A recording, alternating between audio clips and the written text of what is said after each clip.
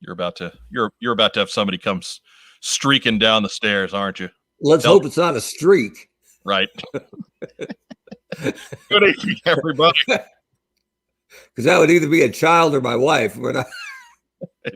It's Friday night. It's 9 o'clock. Hey, when does this go live? Here on What's on Joe Mind's YouTube channel. See, hey, man. I try to pin that on Joe Colton, but we can't stop from screwing around right at the beginning of the show either. Nah, it's fine. Anyways, I'm Mike Irizarry. With me, of course, this evening, former head of marketing for the GI Joe brand at Hasbro Inc. It's the Hot Show, Mark Weber. The Hot Show. Will brand manage for food, if you like. You know, if you have a. No, I'm not picky. Hey, if you got a brand and you want to make more money, I know a guy. Just saying. You can be had for just a big bag of caramel M&Ms. Yeah. They just put out those 3D Doritos, right? That's good stuff. Pay me in that. I don't care. Whatever. Just strap a feed bag to my head, and I'll fix your ailing brand. Would a 3-dimensional Dorito somehow taste different than a 2-dimensional Dorito? That's a good point. I mean, you get that, you get the crunch of collapsing it in your mouth. So I guess it's more of an experience thing. I'm not that big on Doritos.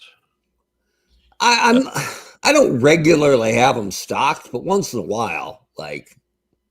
And it's that way here at Casa de Rack Time. But anytime, if we open the bag of Doritos, that bag is not making it to the end of the day. Right. But then it's like it's a couple of weeks before we even think about Doritos again. So that's me and Pringles, right? Well, yeah. If I was in charge of Pringles, I would change the packaging so it said servings 1. Because I mean, it just is. And you really shouldn't do the whole tube, right? But I mean, once you're at the point where it's hard to get to them, you're pretty much vested. They warn you, man. Once you pop, you can't stop. That's it, man. You're always making the little duck thing, and man, what a mess.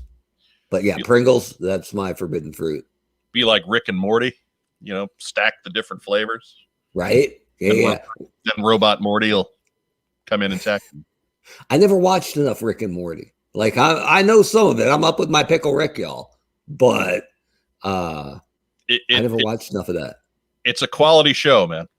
You can't let. It's almost reached the point where the internet has hyped it so much that it can't possibly live up to it. But it's really solid. Yeah, I should check it out because sometimes there's shows that just don't look like anything like regular show that are hysterical. So I'm not judging a book by its cover. I mean, I watched AEW this week. I don't have very high standards, so for comedy. I have to say that for the most part, I don't necessarily always get what's going on the undercard in AEW. Like it just seems all really low stakes. Yeah, but the booking for it is generally something I can follow. And this week their booking just lost me. I just don't understand what they're doing. I hesitate to even call it booking, really. But it's like I said, I can usually make sense out of why somebody wins and why somebody else loses, but this week I couldn't do that with AEW. So, and if you're a fan of the Jacksonville Jaguars, or I forget what English team they also own, the Cons. And the guy running AEW is also holding high positions with both of those squads. Unless those squads are just killing it. And last I saw, the Jaguars weren't. I would be a little bent at seeing, our executive, quality control president or whatever running around on Wednesday nights. They let the football people run the football stuff. I suppose. He's front office. He's got to evaluate the football people, and they just turned some of them over and turned them out. So yeah, well, it's Urban Meyer now, right? Right. I'm sure he'll be there in 5 years. Right. Can't imagine him hitting the silk on the Jacksonville Jaguars. No, not after his last 2 high-profile jobs involved, getting sick from the stress and right to turn in his keys. No, that won't happen to the pro team. No, it'll go terrible, and he'll get out. Or, I mean, he's a great coach. Maybe he actually translates, and he'll be gone as soon as he can. I'm saying 2 years. Yeah. 2 years. No offense to the fine people of Jacksonville, Florida, but I spent a month there one weekend. Yeah. Yeah. That says it all. That was tough. That says it all. Tough sledding. Anyway. Florida is America's tourism wonderland, except Jacksonville. I mean, I don't know, man. Like, you could do the Disney World thing, but I mean, I'm not built for the sun anyway, but when you put humidity on top of it, that's just like, grinding the knuckle into the bullet wound. I don't need that. When I get old enough that I'm constitutionally required to move there, I may flee the country. We'll see. Well, you can go the other way. Go to Arizona. I've been to Arizona. Yeah, I'm just saying it. You got to go back. I have a friend who does stand-up comedy, and one of his bits is, he says, "Hey, I was educated in Catholic school. How many people here in Catholic school?" And somebody puts their hand up in the crowd, and he goes, "How many years were you in for?" That's right. That's how I feel about Arizona sometimes. Like, there's no way I should have survived 15 summers in Arizona. No way. Go to New Mexico, Yeah, I've been to New Mexico too. And some parts nice. Other parts, man, not so much. It's like Arizona, but high on dope. Oh, man. Yeah, exactly. Right. I was at a wedding in Albuquerque once. That was good. An outdoor wedding with me in the tie. Lime green shirt. It was good looking, let me tell you. Anyway, what are we talking about? Our third host, Joe Colton, she is not with us right now. She will be along shortly, we hope. Had some last minute stuff come along that's going to preclude her from being here on time. She's barely here on time as it is, so whatever. We'll just proceed on like we normally do. Oh, yeah, but it's not like we're rudderless, right? We are laser focused. Yeah, I mean, well, look, it's less than 8 minutes, and we're about to get to the news, so it's really not that bad. Yeah. Normally, if people were privy to the very secret documents that we call the rundown, the very first thing listed is potpourri. It's spelled wrong, but whatever. It's topiary. Yeah, it's Joe Puri. Joe Puri. Moving on. Anyhow.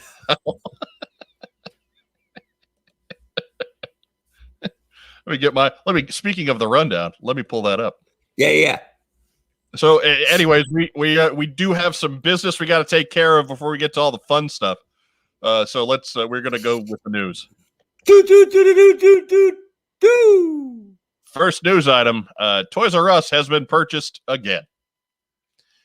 According to MSN.com on March 15th, quote, WHP Global, a New York-based brand management company, announced Monday it has bought a controlling interest in Toys R Us parent company and will now manage TRU Kids' business and growth. Terms of the deal weren't disclosed, end quote. Toys R Us shuttered all of its U.S. locations in 2018, but the company still operates its website and over 700 non-United States locations. WHP Global claims that the TRU brand still generates, quote, $2 billion in retail sales.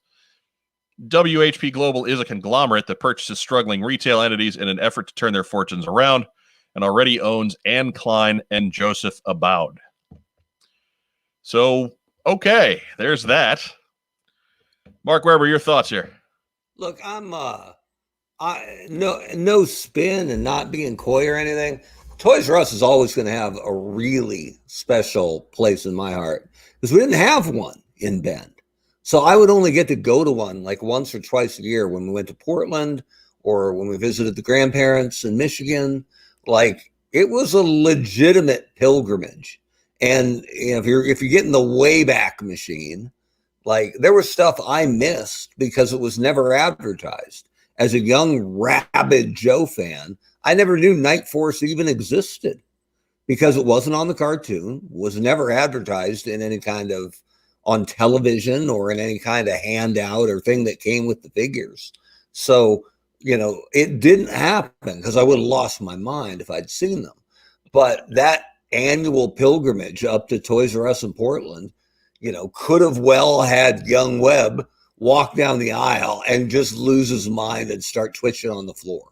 Like, it was just, even recently, it still gave me that feeling when I would walk in, right? Even now when everything's on the net, nothing surprises you truly at retail much anymore. Just walking down those giant tall aisles, and it'll always be my favorite store, right? And when it closed, it really hurt. I mean, when I worked for Toy State, the main reason they closed their doors was the closure of Toys R Us. It was their only real brick and mortar. And there were a lot of medium level toy companies that were crippled or completely closed by the closure of Toys R Us North America. And I know there's still some in Asia Pac, and still TRU Canada never closed their doors. But if Toys R Us can legitimately come back, even if it's only limited locations, I think that'd be phenomenal. I mean, especially if they only opened like 8, right, by Christmas, but they were near, the major population centers. It would be such a destination place that, I think even rolling it out slow, it would be a tremendous success. So I'm all for it. I don't want to get too hype. Like, if they'll be open tomorrow, but Toys R Us coming back is only good for everyone. Yeah, there's been all kinds of speculation in regards to how Toys R Us is going to reappear and when Toys R Us is going to reappear. We don't know anything. Nobody knows anything. So this is entirely speculative. I don't think we're going to see anything hide nor hair of them until next year at the earliest. Yeah. But think about, like, they were always the place that was after the exclusive stuff, right? More so than Walmart or Target, because they were a destination store. They really needed reasons for you to come there rather than anywhere else. But the prices weren't jacked up, crazy expensive. And can you remember a Toys R Us exclusive that you broke your back trying to find, right? I can't. There were some that were harder than others. Yeah. But by and large, they knew how to play that game better than anyone. Yeah. And especially with the recent climate, right? Wouldn't you just love to have a Toys R Us store, just one, in driving distance?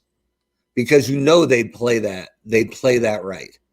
And you'd be driving there to get your toy rather than driving there to wait to hassle the guy when the store opens about whether or not Pop Finder has clued you in that it's actually on the truck. Like, it shouldn't be that hard. And it never was a Toys R Us. I'm thinking that the hardest I worked for a Toys R Us exclusive was for the Cobra Infantry 6-packs. Okay. And that was about 2003.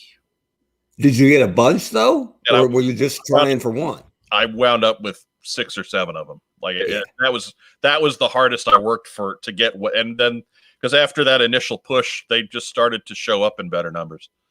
Distribution fix. I mean, I was in Kansas City at the time, so Lord knows nobody ships anything there, and even we still got some. So you know why they don't ship stuff to Kansas City? Royals fans. Well, those Royals fans, man. It's nobody gets anything on that freeway unless they pay some under the table money to Buddy Bacalana. I can just see the Kansas City Joe fans picking up that 6-pack and going, I don't see Frank White in here. I don't see Amos Otis in here. What's Mike Moustakas doing in here? What's important here is you're not bitter. No, I got none of that. I got nothing but love. So anyway, it's a little eternal baseball nod right here early in our program tonight. How's the side gig going for you, Weber? You know what? We're a 1/6 of the way into the season now, and it's just starting to get divisional races are starting to kick in. So It was kind of cool to see. It was Yanks, Red Sox this week, and Dodgers, Giants, and the teams you expect to be good are good, and the teams who you expect not to be good are not. And it's pretty much all the young expansion teams, right? Your Miamis and your Tampas, and the Nationals, and sadly the returning Expos are not real good, but they had a series this weekend, and I thought, what better baseball blood feud could there be than Expos Nationals, right? You stole our franchise, and now we're back. It's what Cleveland, Baltimore should be in the NFL, right? Yeah. But Cleveland's just been dreadful for 25 years, 23 years. But now that it looks like Cleveland is, I don't want to say rolling, but competitive, maybe we'll get that Cleveland-Baltimore rivalry. What's worse than playing the city who stole your franchise? Right. Yeah, like that's good. And isn't Matt Stover still kicking for them? No. I gotta imagine, right? He's probably on the practice squad or something. Or maybe that Browns guy hit him with his own helmet. Now he's convalescing somewhere. It's single bar helmet. You get more swing on it. You can get that whip for that El Kabong. Anyhow, next news item. We have details on the GI Joe Minimates from Diamond Select Toys. And let me go ahead and get this. Oh, share. Here comes the V. Right, and it's A and V. Right, it's audio. It's video anyway. Yeah. Well, we're the audio. Sure. But anyways, you see Scarlet, Storm Shadow, Cobra Commander, and Snake Eyes version 2 there, based on their classic looks. But a 4-figure set based on the classic Real American Hero takes of those characters will be released as part of Diamond Select Toys' free Comic Book Day exclusives on August 4th. According to the news source we've attributed down below, each figure will be single carded within the box set. Retail price is expected to be $29.99. Ask for them at your local comic shop. We'd love to tell you how to order these. It's not going to be through your normal just pre-order on the internet type of methods. You need to set this up with your local comic shop. So that would be where to point to, and obviously depending on where you're buying them from, that method could change. So if you don't have a local comic shop, buddy up with somebody who does. If you don't know where it is because you don't buy comics, shame on you. And maybe you should learn. Yeah. It's an educational opportunity. Right. That's what we'll call it. Yeah. So where'd they go? All right. You want them back? You get them back. What are your thoughts there, Mark Weber? I'm not a Minimate guy, right? Don't have one in my collection anywhere. But I don't have any hate for Minimates either, right? I dig it. They're articulated. You can pose them out a little bit. I think they've done for their basic Minimate buck, right? I think they've done an outstanding job here. Like the attention to detail is really incredible. I'm lamenting Scarlett's lack of a nose, but what are you going to do? That's all Minimates, though. Yeah, I get it.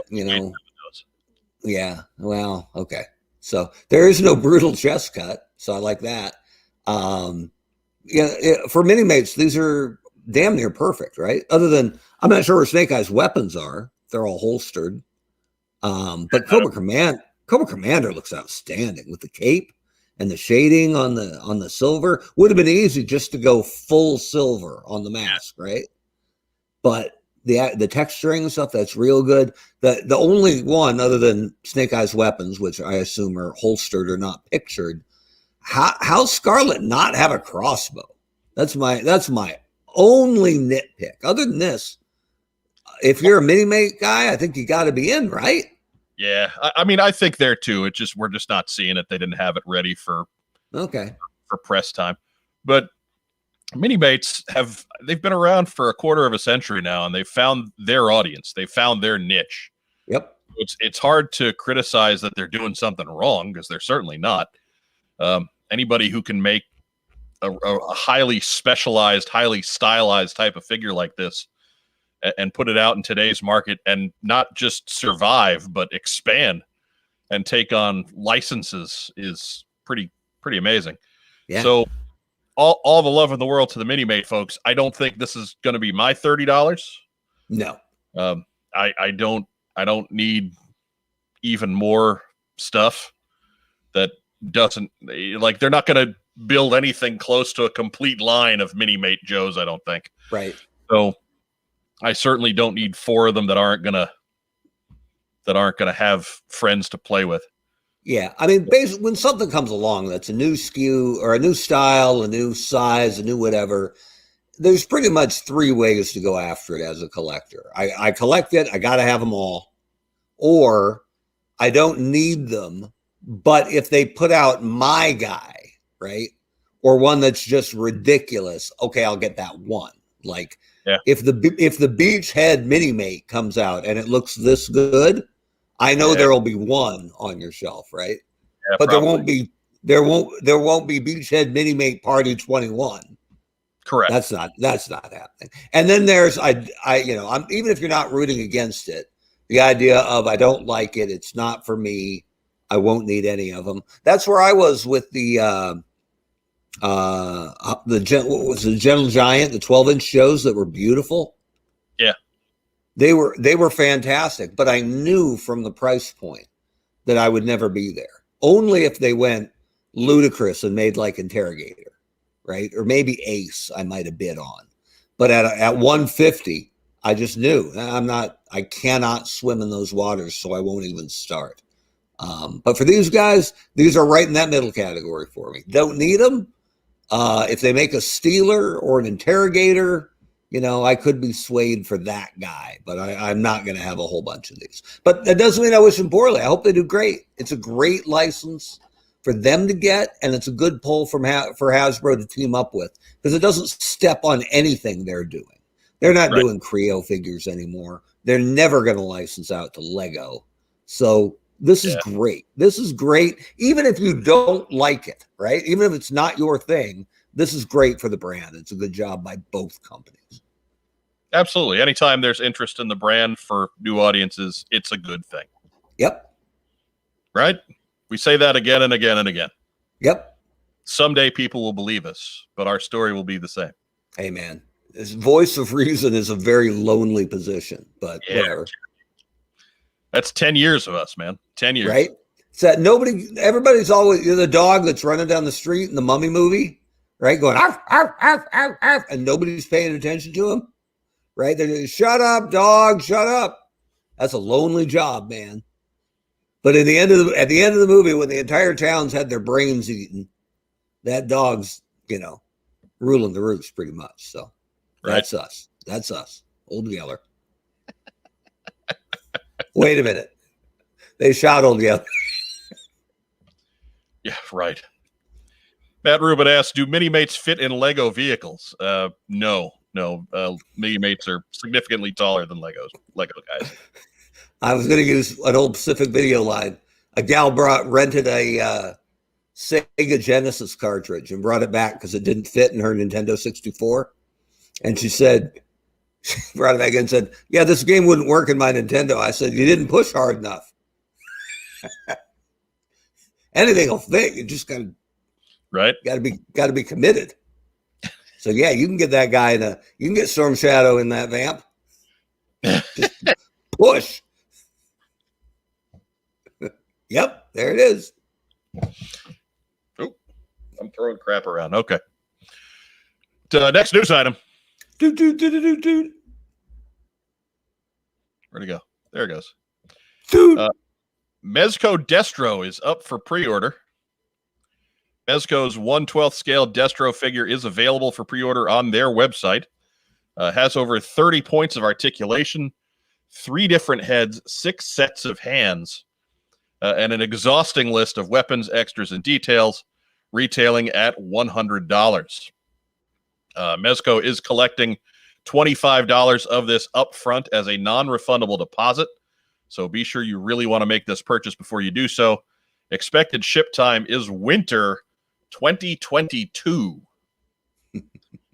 And so we some questions answered from last week when we first announced this was going to be available. We finally have a retail price on it.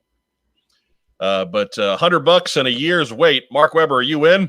I mean, let's be very careful with saying a year's wait, right? Because to quote Dr. Hannibal Lecter, that is very slippery of you, Agent Starling. Winter 2022 could be January, February, November, or December, right? I guess that's true. I saw January to March. Okay. And put winter. Okay, fair enough. I thought about it, but no, I'm not in. Just $100 for a 6-inch figure, even though it's striking. It's really well done, and there ain't nothing wrong with Destro, other than the cheesy grinning head. But you know what? If you're going to give us 3 heads and one of them is subpar or wonky, all right, you kind of get a pass on that. Don't like it, don't use it. At least you're not stuck with it. And it'll make, there will be so many cool photos using cheesy Destro face once it comes out that we'll probably be better for it as a community. So I like it. I don't have any Mezco figures, so I'm not that familiar with them personally, but I know most people really, really like them. So, but I would only be buying it on the hope that the next few that come make me want to have the whole collection. And I couldn't drop $100 on something. I mean, I guess it'll always go up in price, I'd imagine. So maybe it's a safe bet, but I don't know. It still weirds me out that Hasbro is licensing a different 6-inch figure. And I know Mezco tends to go a little enlarged on their scale. So maybe it'll be a little more than 6 inches, but I don't know. I didn't go. I didn't bite. How about you? No, certainly not. I mean, if second figure in the line will of course be Mezco Interrogator. So we know you're in. But and then we'll find out if this is middle category, right? If I only need Steeler, and I mean I say it all the time, but that's why collecting is awesome. You define your own collection. So maybe I'm only going to do original 13 Joes, and not having Destro is not a problem. Or maybe I end up paying for it and I'm buying that Destro for $200 next April.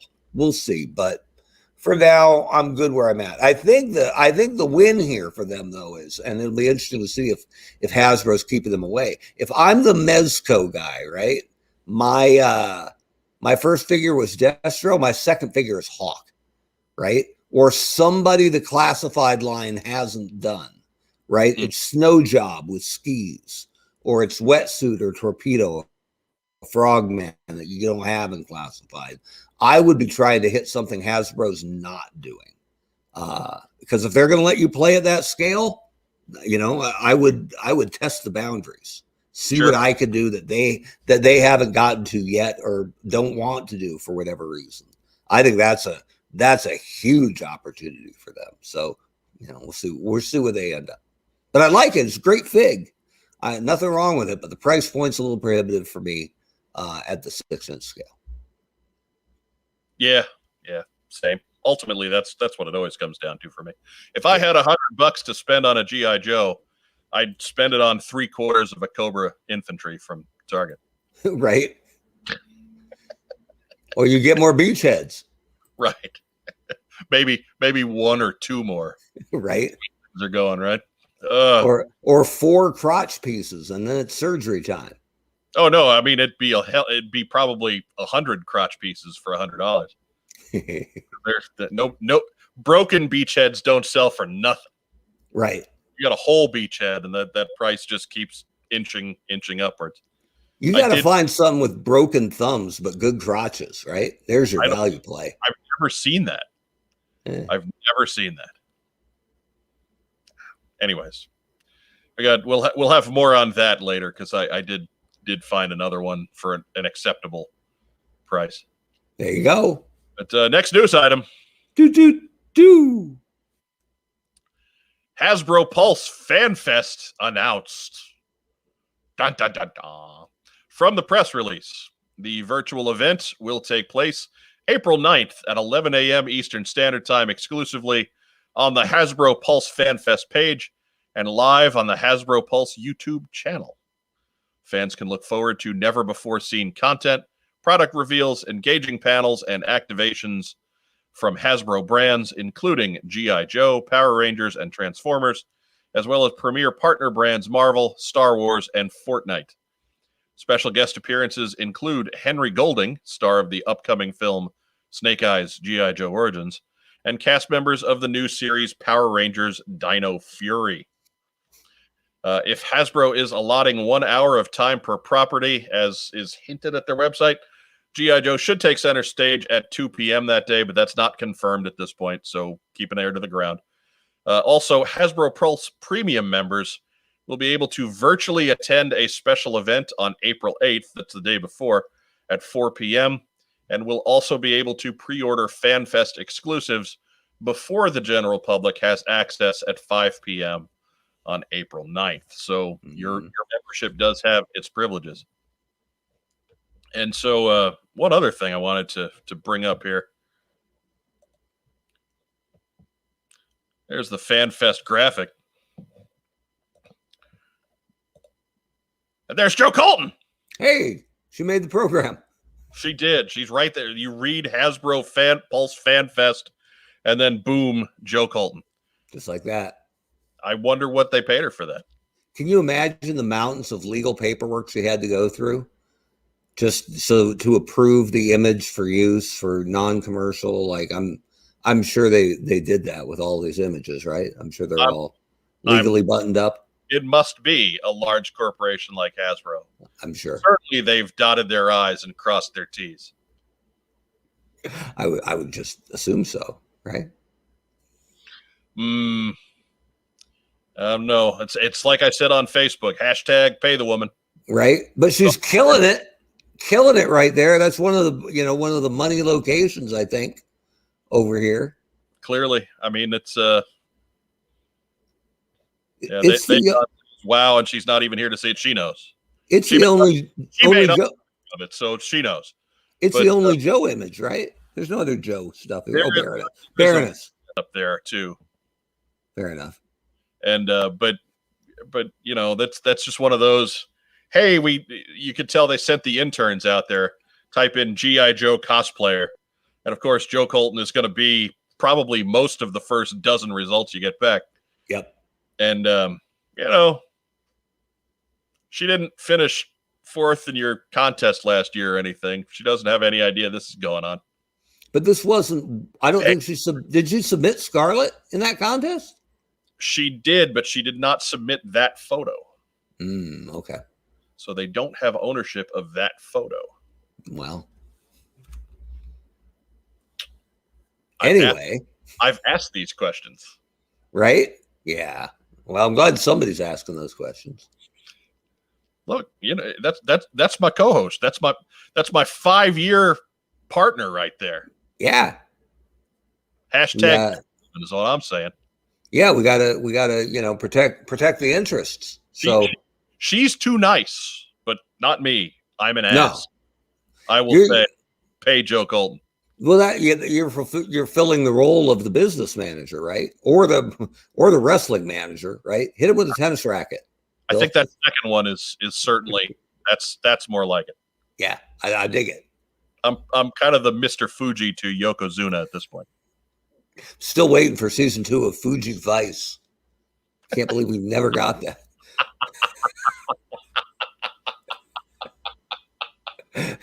along with Firefly, right? One of the great sadnesses of my life, the cancellation of Fuji Vice. Oh, Fuji Vice. My God, there's some obscurity. So good.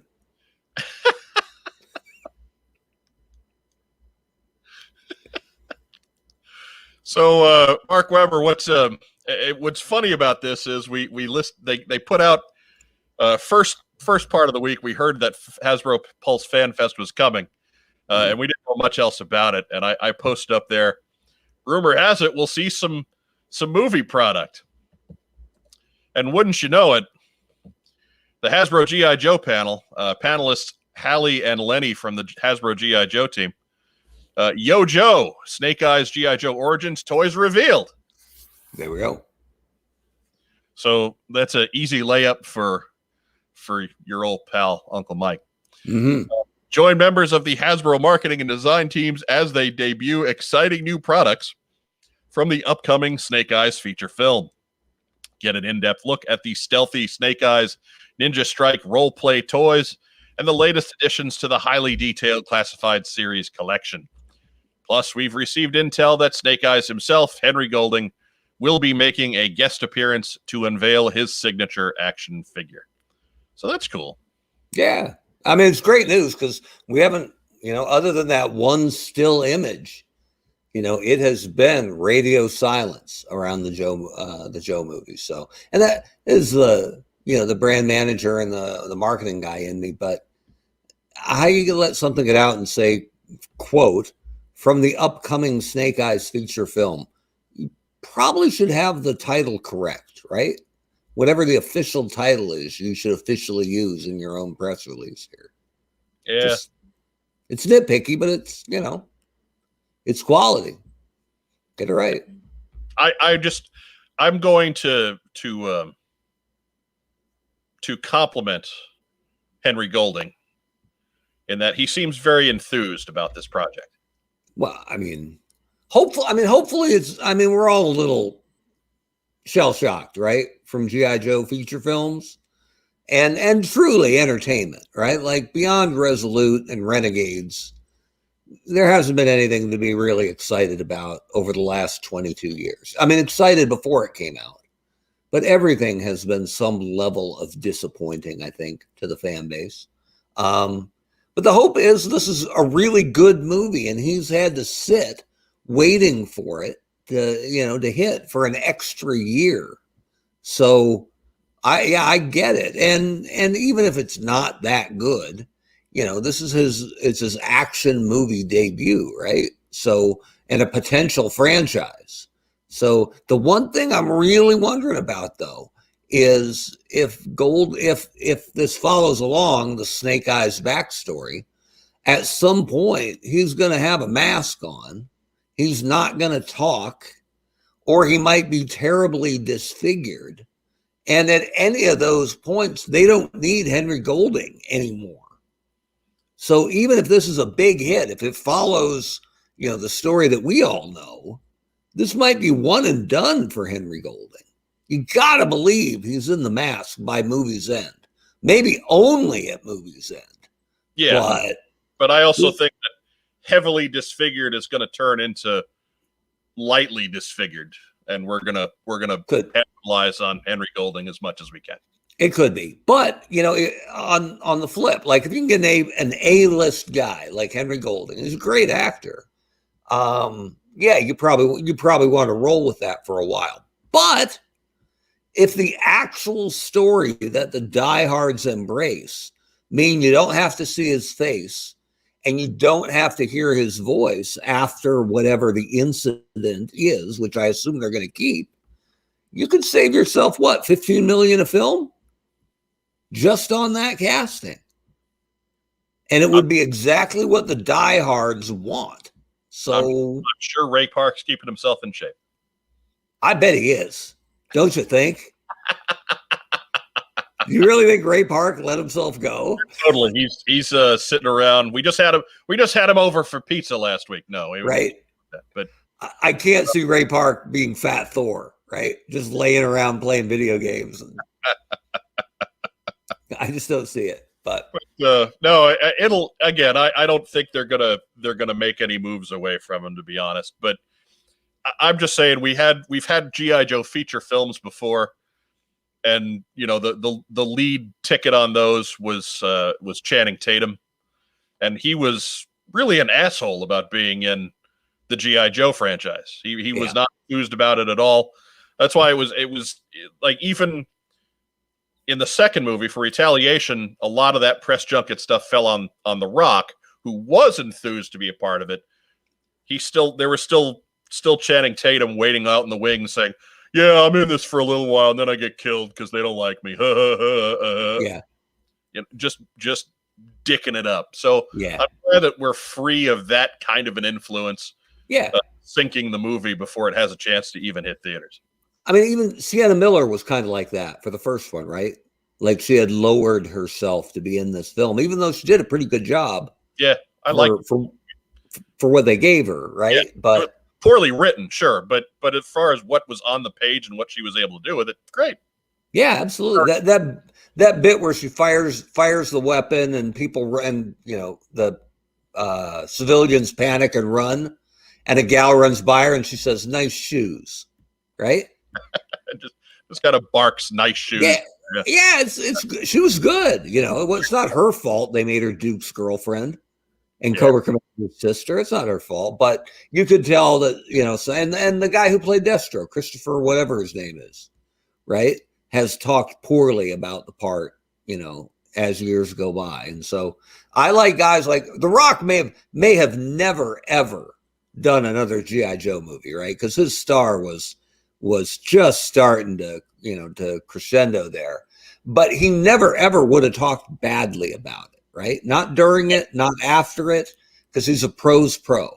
So I would and it looks like, in the lead up, Golding is too. So and now Channing Tatum is Josh Hartnett 2.0, right? Right. It's a short ride, my friend. He's tap dancing Josh Hartnett. That's it. Magic Mike 3, sooner or later. Less magical.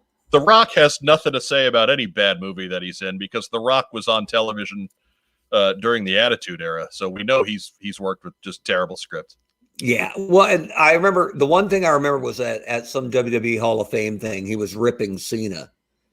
And he was like, "I can't wait to see you in the Marine 5 or whatever." And then he said, "Hey, you know what? It's all love, man. I mean, I made Doom." So he has gone there at least once in the past that I know of. But I mean, Doom was awful. So fair enough. Look, when a movie has made its money, when it's gone, yeah, okay, speak your mind on it. That's fine. But when you're actually actively doing press junkets for a movie that has not hit theaters, be a pro, right? Yeah. You know, that's not just the guys on screen making money on it. That's everybody else involved with the production of that. That is going on every other one of those people's resumes. And if that movie bombs, it's attached to them too. Yeah. So put some kind of effort into trying to sell that movie as something people should see, because there's more than your $20 million ass on the line for it. Yeah. And I think the Hall of Fame for the wrong thing to do wasn't it Josh Trank? Wasn't that his name on the Fantastic Four, the last movie they did? Yeah. The day before it came out, he was like, "Yeah, it's pretty much trash. It's terrible what they did to my film. I don't know if I'd buy a ticket to see it." Yeah. Well played. Class act. Classy. I thought, wasn't he attached to a Star Wars project at that point? That he lost? I think that's true. Like, oh man. So, and I think that cost him. Well done. Well played. Quality, smart people in Hollywood sometimes. Right? But getting back to the Fan Fest, I'm looking forward to seeing some of the movie figures. And Golding being involved is great because it shows he's a team player. We like that. I can't imagine they've got enough reveals to fill in an hour with a 2-man tap dance show. No offense to Lenny, who's a friend and a guy I like a lot. And the other gal I don't know at all. But an hour is a long time to fill. A long time. I'm going to guess if they've got a few minutes of pre-recorded Henry Golding, they probably got 40 minutes, and then there'll be an intermission. I think that's how a lot of it's going to go. There'll be between 30 and 45 minutes on each. That's probably right. And probably not taking live questions, I imagine. Yeah, I don't figure so, no. No. But that's the news. Just like that. That's it. That's. There's more news that came up right as we were going on the air, and we'll get it next time around. Whatever, we don't. Yeah, we're this is a low budget 2-bit slime show. right. Can't be changing things on the fly. Uh-uh. I got audio video stuff to prepare. Crazy people with your news breaking. Yeah. Anyways, it's time for Post Sock. And Post Sock is, as everything else, brought to you by our fine friends at Kokomo Toys. First letter in the Post Sock tonight. Greetings, my friends. I really enjoyed the last episode. This would be 2 episodes ago on fantasy booking GI Joe Retro Waves 4 and 5. I'm hoping to see a similar episode where you predict the next waves for Classified. Maybe. My question is, if GI Joe never existed, what property would be in its place for you? Bonus points if you could come up with an appropriate name for a podcast about it. Thanks. That's from Joe Self via email. Joe's floating around live chat as well today. So thank you for the letter, Joe. Mark Weber, if G.I. Joe never existed, what would be in its place? I mean, I think for a lot of kids, my age, your age, a lot of us, Transformers was 1A, right? Or 2, either way. But the cartoons ran back to back a lot. They had a similar feel. The Hasbro comics had a similar feel of being a little more realistic than what you were seeing on your screens. So I've always felt that Joe fans were cool with Transformers, and Transformers fans were by and large cool with G.I. Joe. So that's an easy one for me. If it wasn't Joe, it would have been, and truly it was. It was Transformers was my mistress. If I was married to Joe, then I was sneaking out with Transformers. But for a podcast, you got to be careful with that, because you can't. Most good podcasts play off their subject material for their title, and you got to be careful with Transformers, right? Because there's parts of that mean something totally different, not toy related. So I am not going to just spit one out here and pretend like it's gold, but maybe I'll think about it for a while. Okay. Truthfully, I like Transformers, but I was, even as a child, I'm probably more into Transformers now as toys. Because they can actually move and do stuff. Right. Whereas when we were kids, Transformers were just kind of bricks with movable arms in a lot of cases. Yeah. Which was great. I mean, it was they were cutting edge in their own way. But if it was me and Racktime Rob, the property we played with the most after Joe was DC Superpowers. Okay. And so, yeah, I'd be DC Comics superheroes action figures, awesome. And you're more of a Marvel guy, though, aren't you? No, I'm a Spider-Man guy, but I'm probably more of a DC guy. Okay. And so a superpowers podcast. I mean, that's almost it right there. But you just call it superpowered, and you're go. But unfortunately, we don't have any bad pun names like "What's on Joe Mind." Right. What's on Joe Mind? For those of you who are new, it is a placeholder name, much like Cobra Law. Like Buzz Dixon came on and told us Cobra Law was a placeholder name, and he's told that story to lots of outlets.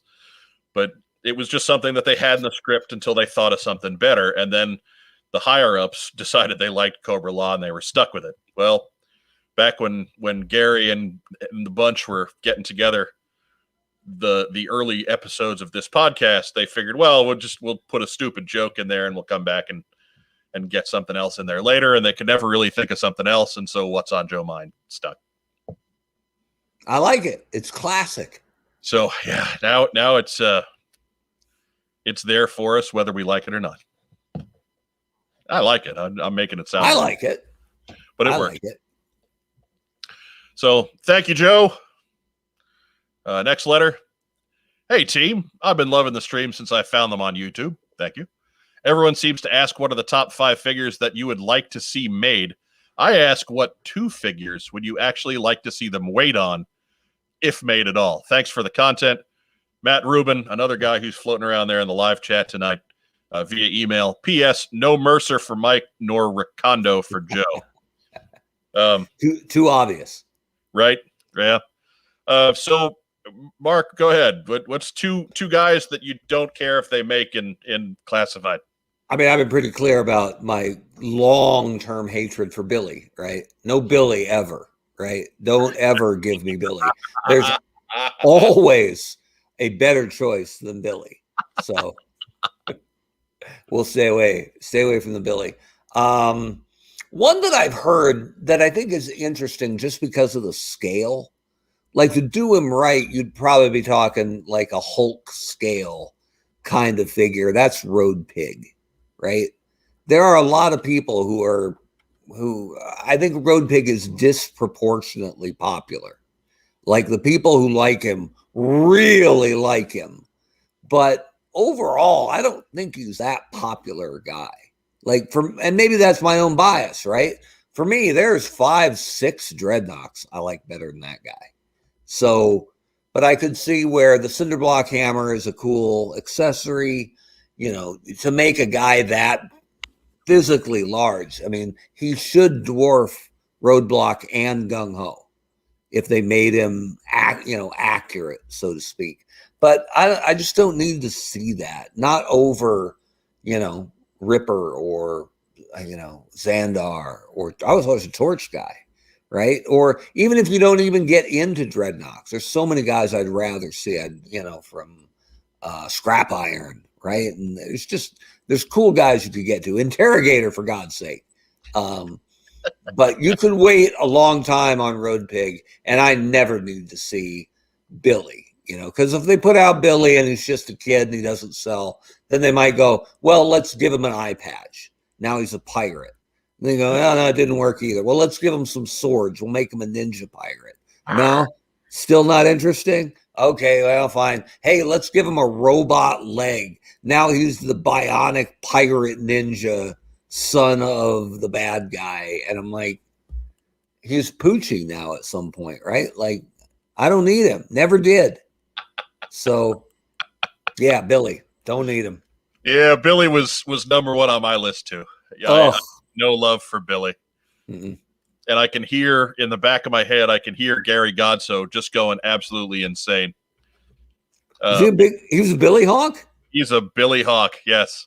Oh. He is all about the Billy.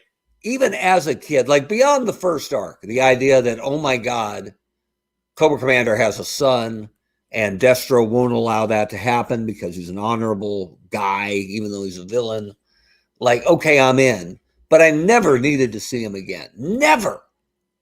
And God, every time I saw him, I was like, there's 250 interesting characters. And I'm getting a 6-issue arc about Billy. Right. Just fantastic.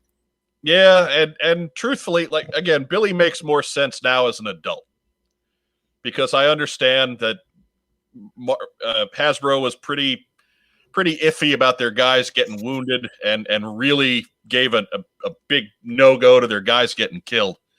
So if Larry wanted to have the ramifications of battle be shown, it was generally through characters that he had to create himself, right? Mm-hmm. So I get that as an adult, but it made for some weird storytelling if you're a kid, and that was my only hang up with the comic book back in the day. Rack Time Rob throws the question, what about Cub Scout Assassin Billy? I'm in for Cub Scout Assassin Billy. Because that's just silly enough to, I'm in for Cub Scout Assassin Billy. Yeah, and Marco Stunt will play him in the movie. It'll be great. Exactly. Yeah. That's right. 5 foot, -6 wrestler Marco Stunt. Yeah. I don't really have somebody for a number 2 spot.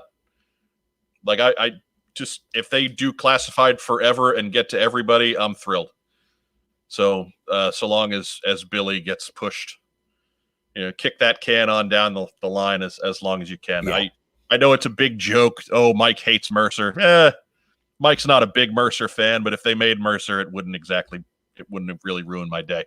They could just use the Winter Soldier tooling, right? Got your metal arm, your Mercer V2. Sure, just give him a head with a neatly trimmed beard, and that's Mercer version 2. There you go. If Mercer is popular and they make Mercer and Mercer sells, then I'm happy they made Mercer. So yeah, anyways, that's that. If Mercer's on the peg, right in front of you, you got $20 in your pocket, is he coming home or is he staying put? Version 1 Mercer, I'm probably picking him up. Okay. I'd probably pick him up. I think that was a pretty solid character design. Yeah. I mean, best of the 3, right? Yeah, he had that dopey flat top, which it works. My problems with Mercer are not aesthetically. It's just right. I think he's a bad story, but I don't think it's a bad figure. I was always partial to the guys with pistols, right? Because we didn't get many pistols early in the run. So, Zartan and Destro had them, but I mean, beyond, I forget what the first pistol was. It wasn't Chuckles or Mercer. Maybe it was Hawk. General Hawk came with a pistol, right? The second Hawk. That was 86 already. Lifeline had a pistol. Yeah, also 86. So, I mean, yeah, Cobra Commander obviously was early with a pistol, but he's a Cobra. That's a hairdryer. I mean, let's be honest. I can't think of a Alpine had that little submachine gun. It was pistol. Yeah, single hand weapon, even though it had 2 handles. But yeah, try getting that in both hands, and I'll see you. I'll see you and raise you a thumb. It was a mid-sized MP5, I think. But yeah. Anyways, Keel Hall. Yeah, probably. I just thought of that when I looked at Philip Donnelly's post over here in the comments. Thank you, Philip. I'll get it on screen. Hey, I didn't steal it. I give you full credit for that. Phil with his nattily trimmed tube beard. Yeah. I didn't care for Chuckles much as a figure because of the Hawaiian shirt and all. But man, functional shoulder holster, I'm in. Right? It's quality stuff. Yeah. I wish Steeler would have had that because he had, and Clutch too, right? Yep. Because they had shoulder holsters that, were just molded on. So anyway. Next letter. Hey, gang. It's time for a serious question. If GI Joe and Cobra had to settle their differences with a tag team wrestling match, which Joe would Sergeant Slaughter pick to be his partner? Who would be their manager or valet? And who would Cobra send out? Should we expect cheating by the bad guys? Duh. And hey, if they can play a football game in the Deke animated series, then we could talk about a wrestling match. That is from Brad Glynn via email. And thanks for that letter, Brad. So who you got, Mr. Wrestler Booker Man? I mean, we already talked Road Pig, right? Like, if you're going to go with your typical beefy heel team, it's got to be Big Boa and Road Pig, right? Yeah. I mean, that's simple. But rather than having the two, I always kind of like especially for heels, the little guy with the monster to hide behind, right? So take either of them, Big Boa or Road Pig. I don't care. And Mindbender, right? You got to go with mine. Maybe I'm just picking guys who already look like they're in wrestling outfits. Yeah, he's dressed for it. So right? Mindbender is fine. But with the monocle and the Mindbender can take a bump, man. Look at those abs. Can't you see Mindbender going to lock up and then chickening out and putting his head under the rope and telling the ref, back him off, back him off, back him off? Meanwhile, Daniel Rodriguez has stolen my pick. The Fridge. Fridge and Sarge. Absolutely. That's hard to beat, but I'll do it. Right? Absolutely. Because I'll face versus face Sarge and the Fridge versus Sarge and Robo Joe, right? Like, come on. I mean, WCW had RoboCop help Sting. Yeah, it was terrible. So, yeah, I know. It's a low bar. Be easy to beat. That's why I take the Fridge out there. The Fridge has to be better on the microphone than Steve Mongo McMichael, right? Yeah, well, and in the ring, too, probably. He has to be better on the microphone than Kevin Green, right? Dearly departed, yeah. I just wonder if after spending all the money, right, to get the fridge in, at his height. Like now you could probably get him. But at the height of his popularity, when he was it in the NFL, right, I think they'd probably only have enough money left for like sparklers and a fire extinguisher for their exploding barbed wire death match. It'd just be like poof. What's important there is you're not bitter. I don't know. Who would do such a thing? Next letter. Do more fantasy waves for the 3.75-inch lineup in future episodes. Okay. Really appreciate the picks for rare figures. Here are some questions. Should most of the first waves be builders, eels, bats, etc., in order to help the 3 3/4 toys sell? Can a first wave be a mostly builder kind? Example, fantasy first wave tech theme, mainframe unmasked, mainframe's techies, same uniform yet different accessories with 3 different heads. Noggins can look like Weber, DePriest, etc. Okay, so we're gonna kiss up to Daryl on my show, but not me. Okay, thanks for that, dude. Data Vipers repainted in traditional Cobra blue. I kind of like that. Crimsons or crimson, etc. And then Satellite Vipers, new builders flowing with the tech theme. Playset can be a huge headquarters computer center similar to the classic comic or cartoon in a colorful, affordable mix of cardboard and plastic. That is from Chris Ryder via email, and Shipwreck is overjoyed at the thought of that one. Right. So, Mark Weber, can a first wave of figures be mostly army builders? I think the way they've usually done it is to have one army builder in a set or in a wave. And I kind of like that. I mean, Joe is really blessed as a brand to have, 12 or 14 resonating army builders, right? Most franchises are thrilled if they can get one, right? If you have a stormtrooper, you're gold. You can print stormtroopers forever, just feed them out slow. Whereas the ranks of the Cobras and even the green shirts, like you can do those like crazy. So I don't know that I would want to burn them that quickly.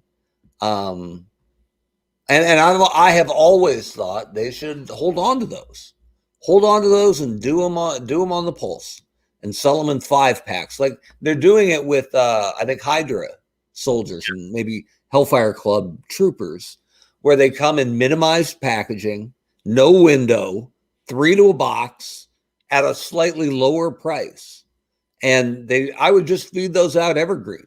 Whenever stock started running low, I'd put more out or I'd change it slightly and put a different one out. I would keep that in-house if I was Hasbro, and I would feed that army builder out there like crazy and make it something you can't get in stores.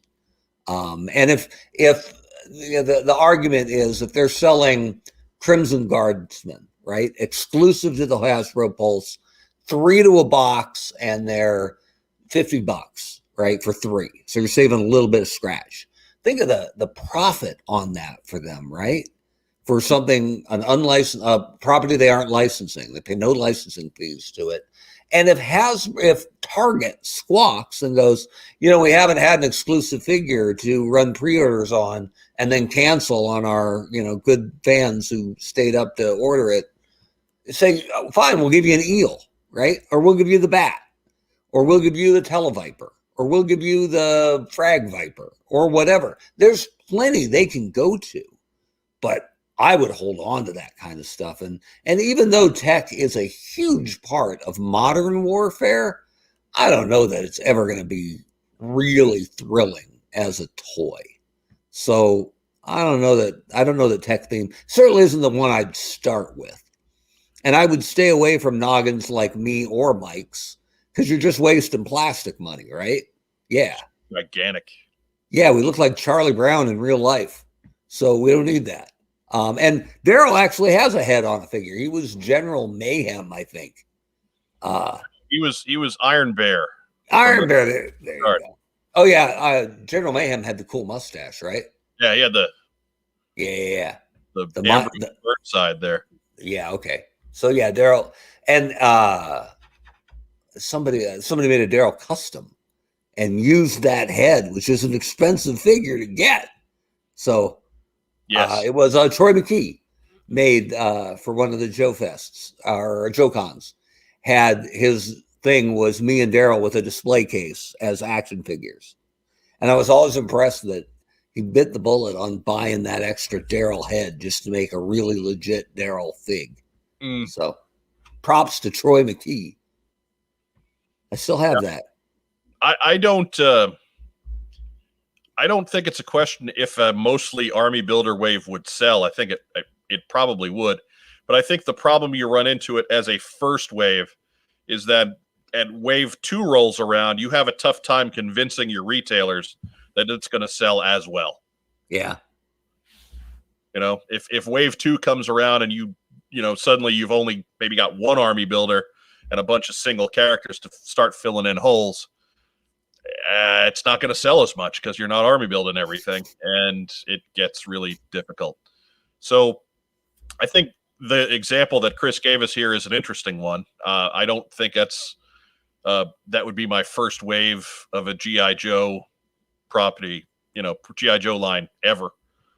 There's plenty of Joes out there, and I don't want to criticize Mainframe. He's certainly on that B tier of guys who's really well known, but he's not one of your core guys. You can't build wave 1 of a GI Joe toy line around Mainframe. No, and if you're trying to appeal to kids, and you should be, the guy with the computer. I mean, even as a kid, I remember looking at Mainframe and going, "He's cool looking," and I can see where that skill set is desperately needed on the team. But if I had $3 in my pocket, it was going to be several trips before Mainframe was my choice of what's coming home this week to join my army. Would have moved Mainframe up a number of spots. A weapon? Had they given him a weapon? Exactly. Yeah.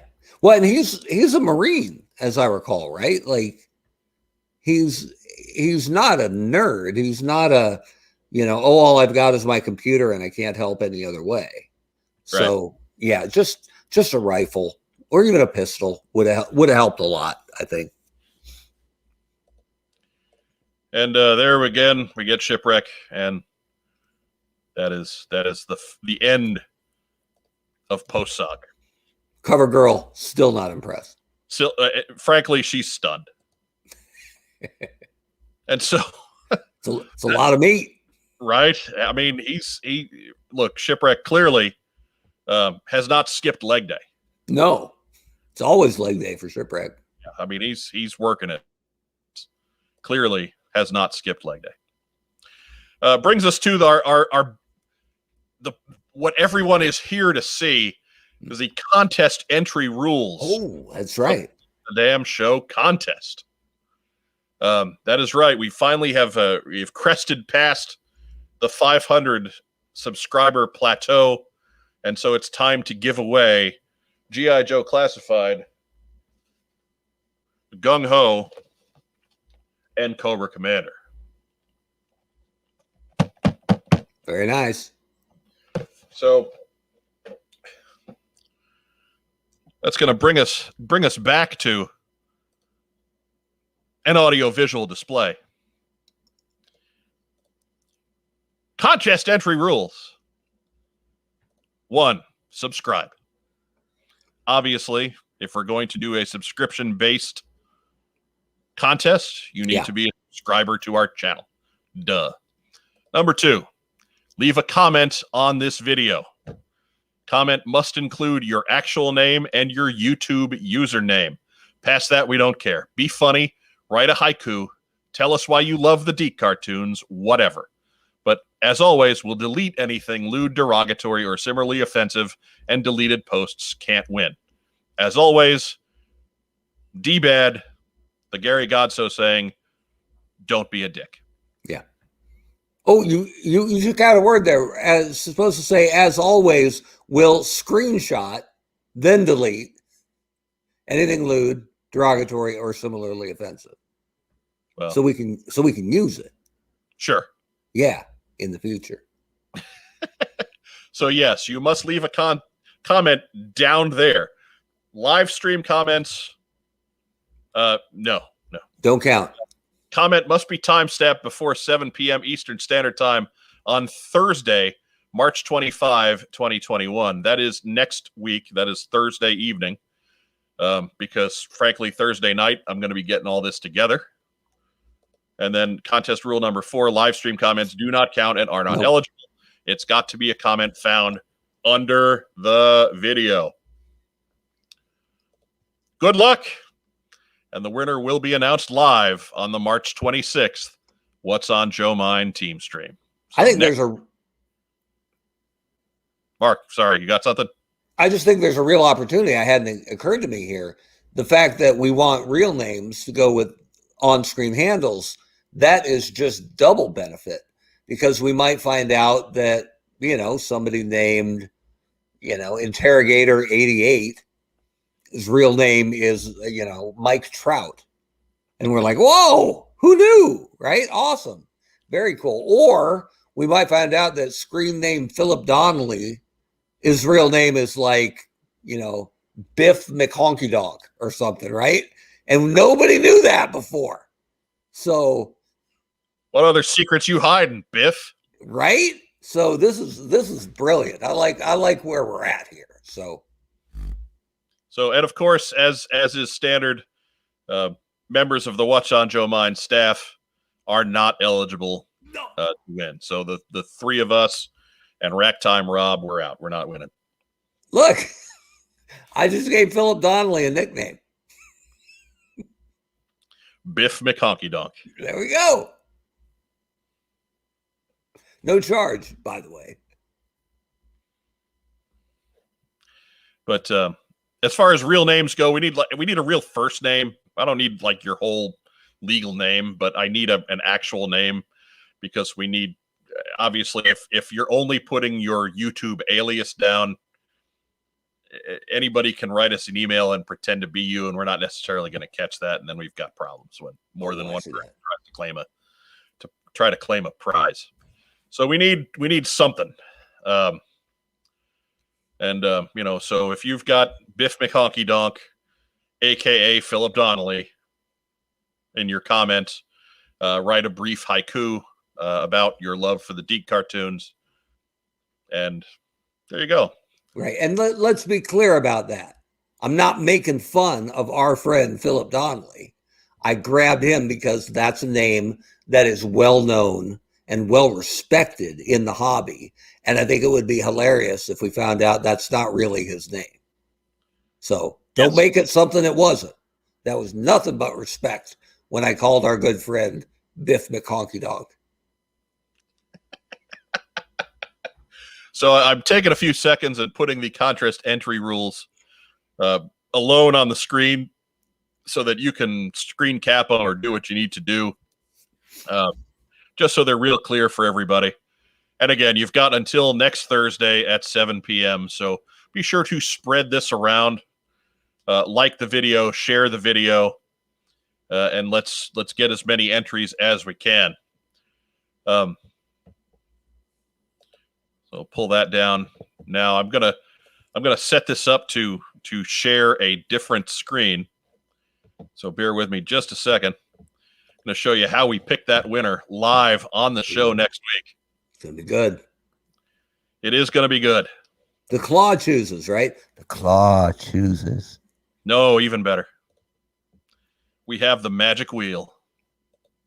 Oh, this is gonna be good. I thought we'd do a hintless crossword puzzle. No, but maybe next time. Is this like the Letterman Wheel of Fun, where they had Trash the Donahue set as one of the options? Yeah, that's a thought. We might be able to do something about next time. But basically, we will have everybody on the wheel. This one is the four of us involved with the program and the fictional Mook Mookerson. Nice. And we will just hit the little spin button in the middle. And where she stops, nobody knows. And our winner is Joelton, because she's not here. Do you have, here's a good question, like with most contests. Do you have to be present to win? You do not. have to be present to win. Right. We do a live broadcast, but absolutely, if you're in Australia or you're in the UK and being here live is that inconvenient for you, there's a reason we do this on YouTube, so you can check it out later and figure out that you're a winner later on down the road. And now to put the joke has come full circle, because obviously our Joe tag team champions of the world are Mook Mookerson and Biff McHonky Dog. Ragtime Rob's the winner. Congratulations, Rob. The new Miracle Violence connection. You've won absolutely nothing. You've won. We'll just go one more time. Oh, Joe Colton again. You know, it's funny, when I was setting this up last night and figuring out what I wanted to do, Joe Colton was the one that never won. And now that we're on the air, and I had to, like, I created this wheel and I probably spun it 50 times. Joe Colton never won. And now, of course, now that we're on live and on the air, she's going to win 2 out of 3. Can't be stopped. It's an amazing run. Oh, that's me. You are a winner. Our most common winner when I was setting this up last night was Mark Webber.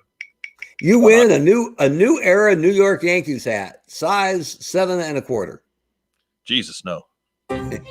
See, I'm amazing.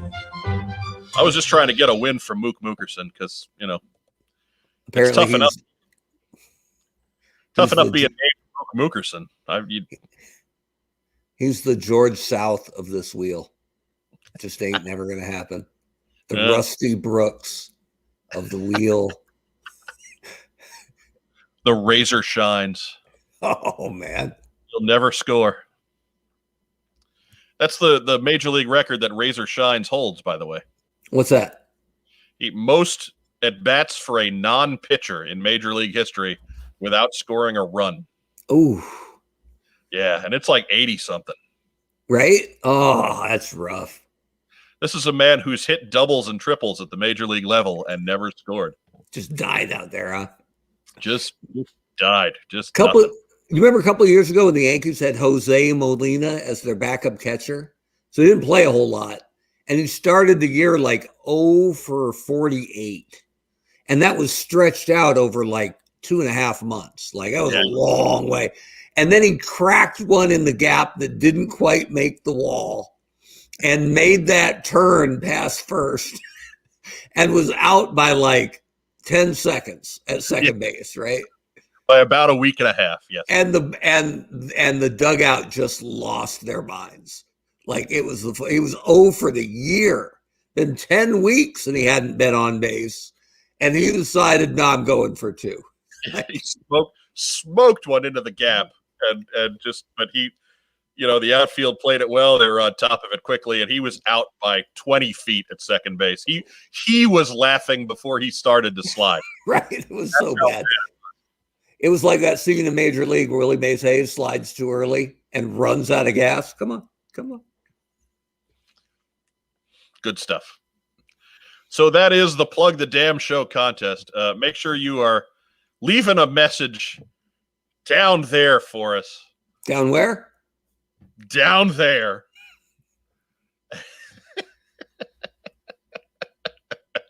And of course, be sure to like the video. And, if you haven't subscribed, come on now. If you haven't subscribed by this point, is there something wrong with you? Right. That's all we've talked about for how many months?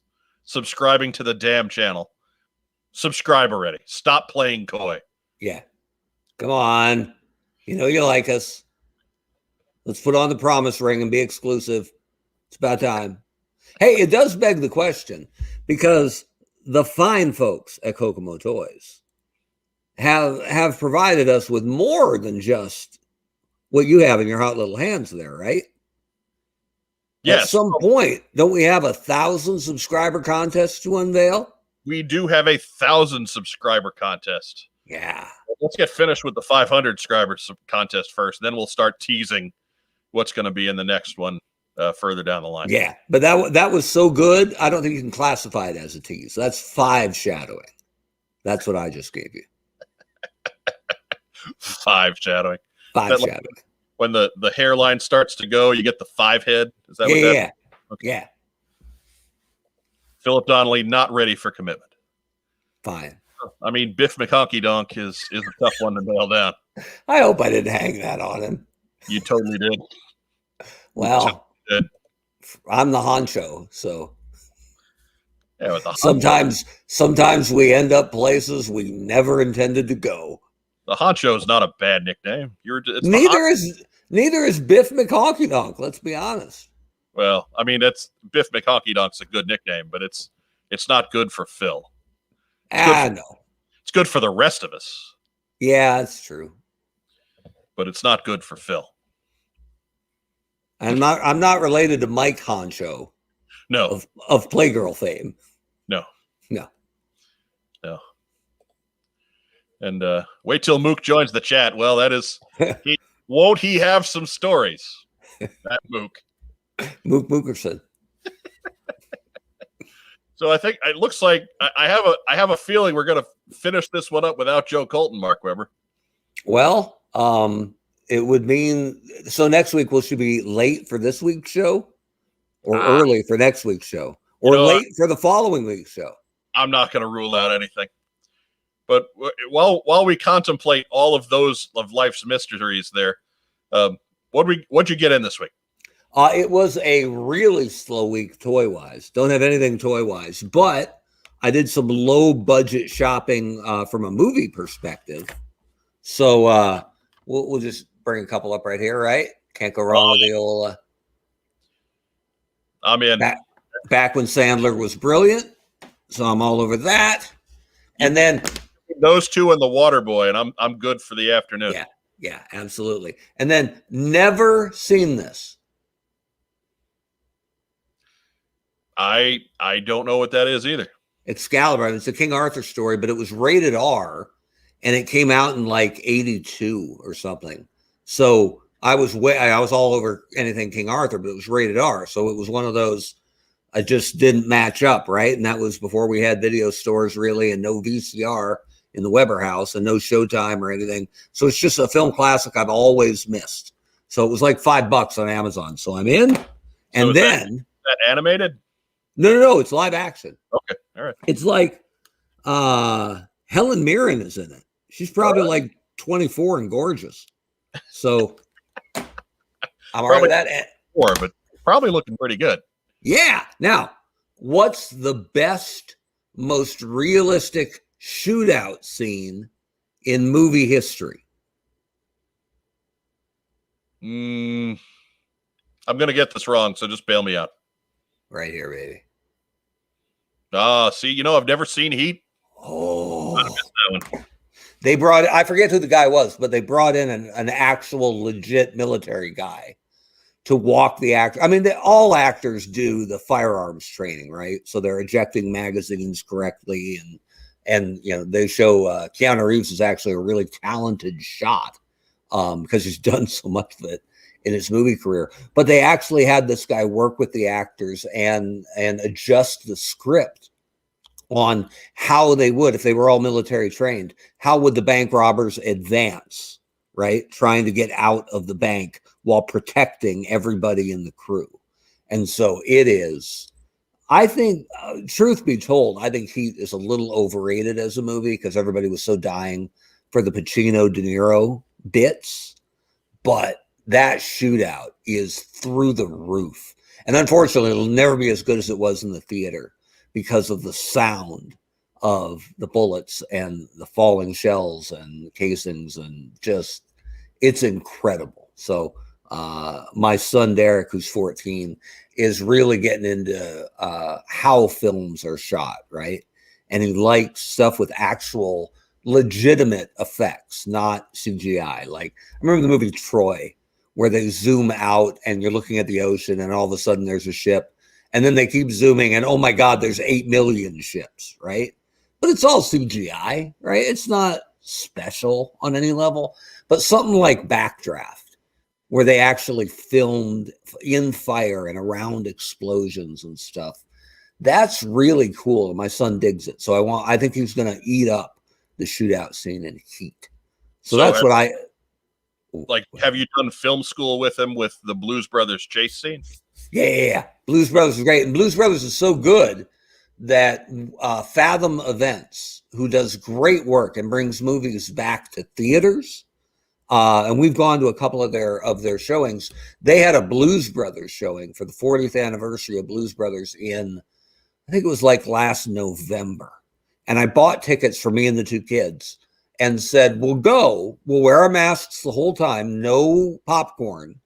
And if the theater is busy at all, we can't stay. And they knew that going in because it was still a little early to be going to the movie theater. But luckily it was a Sunday afternoon show. Hardly anybody in the theater. We're all spaced out. And we got to watch it in the theater. And there's just something to that. And free plug for Fathom Events, because I've seen the first Alien in theaters because of them, because I was way too young to see that in the theater.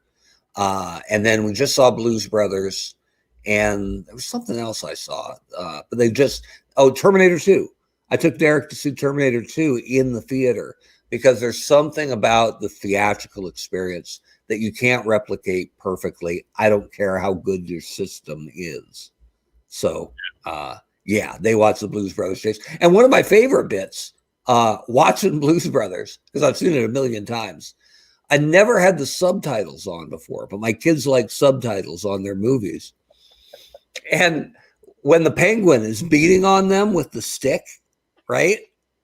And then breaks it over Jake's head, Elwood has a line I've lost in the commotion of the scrambling desks, where he pops out of the desk and abandons his brother. And he says, to clean it up a little bit, F this noise, man. And I'd never seen it before. It's totally lost in the audio. And it's my favorite line in a movie full of quotable lines. Right? Line, yeah. F this noise, man. And just abandons his brother to the penguin. So good. So there you go. That's long-winded, but that's what I got in this week. Mine is similarly brief. And if you follow us on Instagram, link below. Down where? Down there. Down where? Down there. The Beach Party 86 grew by one more as we got number 17 in hand. He's looking good. He's not as good as number 16. He's a little bit, joints are a little bit loose. He's got a crack in his elbow, but he's got all of his stuff, and he's far from the worst member of the party by any stretch. So hold on. I've never seen Blues Brothers. No. He's never seen Blues Brother. Well, but yeah. It's actually the sequel, Blues Brothers, that's better. Matt, I mean. Dude. Once this is done, you need to go and just buy that on Amazon and watch it because it's fantastic.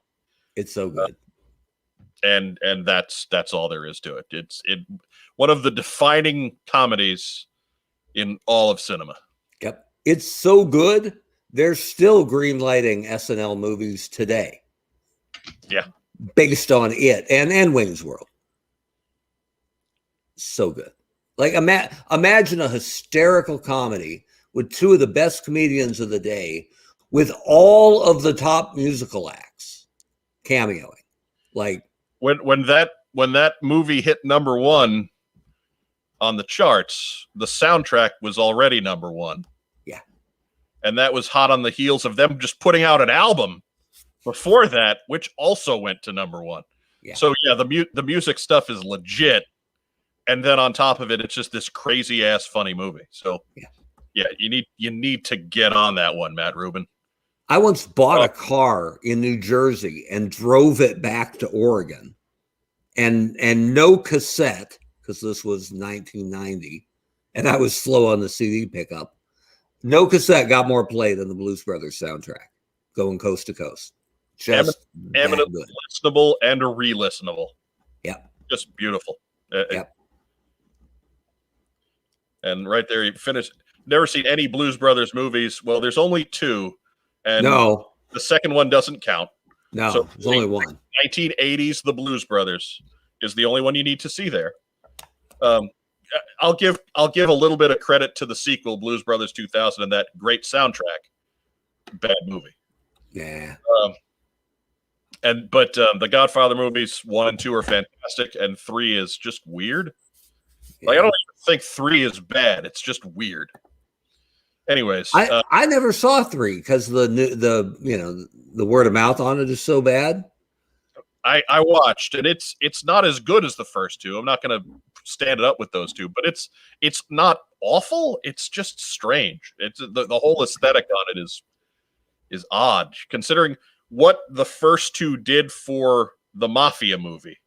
Mm-hmm. And the third one tries to completely do outside of that motif, and it's just strange. I think I've waited this long to watch it. I think at this point I'll just wait for the Snyder cut. You're not missing anything. Yeah. And for that we have that film to thank for It's Pat and Stuart Saves His Family. I've seen Stuart Saves His Family. That's not a particularly good movie. And Ladies Man, wasn't there a Ladies Man movie? That's Leon Phelps, the Ladies Man. That's tough. Oh, and Superstar, right? Was there a Mary Catherine whatever movie? Yeah. Ooh.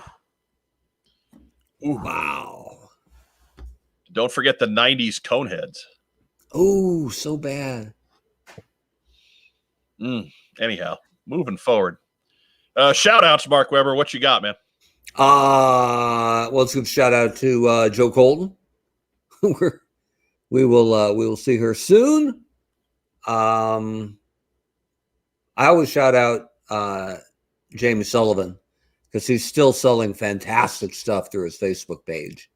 And some new stuff and different stuff seems to go up every week. So, if you haven't checked it out, you absolutely should, because it's brilliant artwork, and it's priced pretty affordably, I think. So nobody is unable, right? Well, everybody has their own finances, but the price itself won't give you sticker shock. And some of it was stuff that was gigantic, like 5 feet wide prints originally that he's actually shrunk down. So they're more affordable now. So for a good guy who has had a tough year, check out Jamie Sullivan on Facebook. He's got some killer stuff out there. A quick question: should Ghostbusters count as an honorary Saturday Night Live film? No, absolutely not. No, I mean, it has some of the guys from the SNL pantheon, but no, not based on an SNL bit at all. So no. That's it for shout outs, Mark. Yeah, that's good. I am going to, of course, shout out to the fourth man of the What's on Joe Mind team, Rack Time Rob, Ole the Rock Anderson. Ole. Give a shout out to Paul Aller and Chris Evanhoyce and the team of the GI Joe comic. Got to read GI Joe Castlefall today. Fantastic. It is a kind of a close of Act 1 on their story, and it is really, really great. So I recommend, if you are not picking up that book, you're missing out on not just a great GI Joe comic, but a great comic full stop. Get GI Joe on your pull list if it's not there already. Give a shout out to our friends at Kokomo Toys, who, of course, are the sponsors of the Plug the Damn Show contest. And these will belong to one of you within the next couple of weeks. So remember to get your entries down there. To our fans, if you're watching in the live stream tonight, kudos. We thank you. If you are watching this on a recording, we thank you too. We love you just as much. We've format changes are tough, and we've managed to make this one fairly smoothly, and we wouldn't have been able to do that without you guys, without our fans to follow us. Otherwise, we're just shouting crazy words into the void, and nothing coming back to us. So, again, to all of our fans, young, old, and otherwise, a shout out there. Joe Colton, we missed you. Mm-hmm. Shout out anyway. Can we give a shout out to Matt Rubin, who hasn't seen Blues Brothers but brought up Night at the Roxbury in the comments? If you saw that and haven't seen Blues Brothers, we got issues. We don't have issues. We have subscriptions. I don't know how Racktime Rob has not kicked him out of the chat yet. Man, frankly, with his moderator powers, I don't know how that's happened. He is the more even-handed and benevolent ruler than I would be, is all I'm saying. Telling you. So you got any last thoughts there, Mark Weber, before we get out of here? No, I mean, I'm excited about, by and large, it's a good week to be a Joe fan. Even with the line out. To be a Joe fan, Mark Weber. Yeah, that's true. But we got some stuff this week. Like the Minimates are cool. They look good. And if you're not a Minimate guy, that's fine. I'm not. But they look good. The Mezco Destro looks great. We're finally going to see some Snake Eyes movie stuff coming up. So, and I didn't get to the comic shop this week. So I haven't read Castlefall, but I'm looking forward to it because Aller's stuff is great.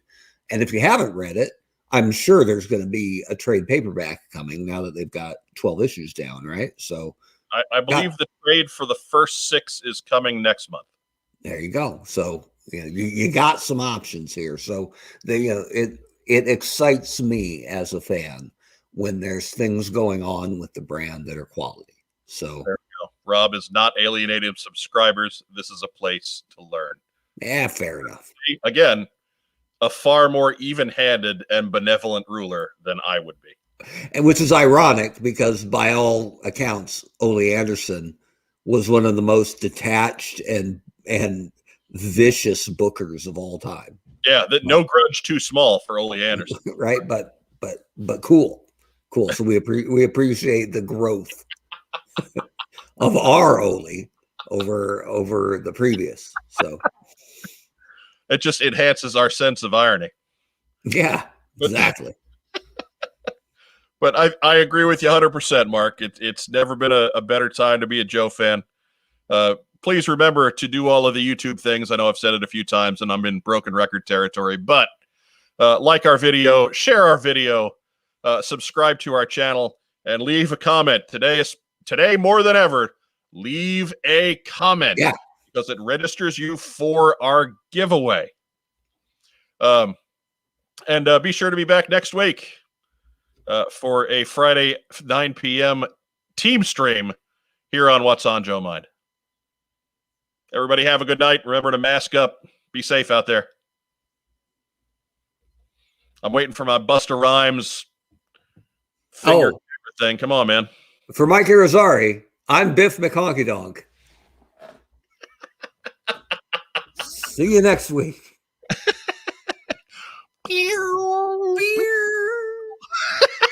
Look at that fisheye.